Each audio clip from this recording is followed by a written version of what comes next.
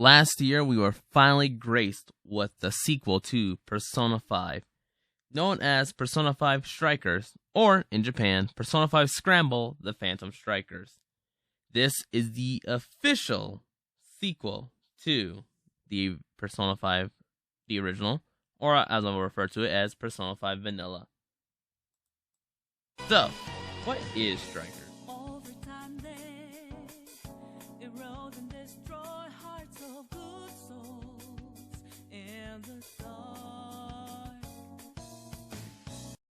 To kick things off, you're immediately greeted with familiar faces with this opening. Cast members you've known in Vanilla, and 2 new members whose stories are really interesting within this game. Of course, I'm not going to elaborate too much on the story due to the fact that it would be spoiler heavy, especially if you've never played Vanilla, but overall, there are going to be similar story cues from that particular game. So, depending on how you feel about the original Persona 5 story, you may or may not like how Strikers handle their current story. Alright, let's go over what we know so far. Sophia, you can confirm there's a jail here, correct? The smell got a lot stronger once we entered the city, so yes, I'm sure of it. And the man we met earlier, his name was Ongo Natsume? I just did a quick search on him. Here's what came up. So, just like you'd expect, the team, also known as the Phantom Thieves, are back at it again with the metaverse. But things are a bit different. Rather than stealing hearts like they did in the last game, it's instead taking back stolen hearts. So, what does that mean? Means you're not really breaking into palaces to try to fight a ruler, but rather breaking into jails to defeat the monarchs who are taking people's desires from them. In other words, what you're doing is more of a rescue mission rather than a theft. Of course, the main reason for all this is due to the fact that the Phantom Thieves are being blamed for sudden changes of hearts and people who are acting in very destructive ways. The reason for this is due to the fact that many monarchs are popping up and using an app to basically have people do their bidding. Without elaborating too much on what that means due to, story reasons, you'll find out eventually why that is the case, as you'd expect, and what's the real truth behind it. But enough about the story, as you will see plenty of it when you play the game. Let's get to the real meat and bones of what makes Strikers the game it is. And that is, of course, the gameplay, the combat, the investigations, all of which are unique to this game. So, for starters, before you can enter the jail, you must investigate the area and see how bad the effect is, whether or not there's a true threat here or if this is a natural cause. After some time, you will see evidence of something's clearly going on, and you will then decide to investigate the monarch themselves by finding their keywords. Just like in the original, of course, where that was the case, you needed keywords to enter palaces. It works a little differently in Strikers, and you'll see why, but it's not something you really need to remember in terms of actually have to enter it in, which would have been a nice feature, but they don't allow that in this game. Not that it's a flaw or anything, that's just sort of how these games have always been. After investigating the people and talking with your fellow thieves, you decide to go see if the monarch themselves is as bad as people truly say. You'll there find the keyword that lets you get into the jail and have a whole new area to explore. And of course, it is advised throughout these real life sections to talk to your friends, because they'll give you extra bomb points, items, or even just general advice.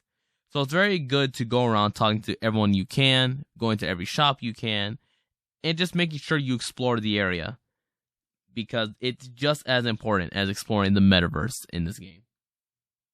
Now that that's all said and done, it's finally time to go to the jail. And of course, each jail, much like palaces, are unique to their monarch, or ruler, of course. Meaning you're going to explore a few different locations, such as a winter snowscape, a castle, or even just a creepy warehouse. There's plenty of locations which have very interesting themes of their own. And I admit, they're all quite spectacles to look at, especially to explore, and how interactive the environment can be with each palace or jail. Now then, let's talk about the actual action, the combat, the meat and bones, as I've said. And overall, with Strikers, it's fast. It is the definition of speed. The mix of Musou gameplay with Persona-style mechanics gives a lot to be explored in terms of combat. Especially being able to play different characters, not limited to just Joker. Every character has their own unique style, whether it's Yusuke's quick sword slashes, Ryuji's heavy strikes and tanking abilities, Ann's wild lashing out, whether it's with the Uzi or her whip. There is a lot to be explored here, and overall, I think each character's combat style is neat. I haven't really played a character where I felt like there was a bad play style, and I think even the newer editions had some really cool ways they integrated their abilities. Especially one of the members who gets added later on. I think the ability that that particular member is given is really cool just due to the fact that it's a lot more risk and reward based that you don't really often see in these kinds of games.